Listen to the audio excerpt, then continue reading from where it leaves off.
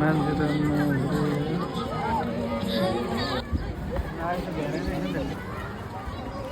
यो चाहिँ आज 1 गते वैशाख 1 गते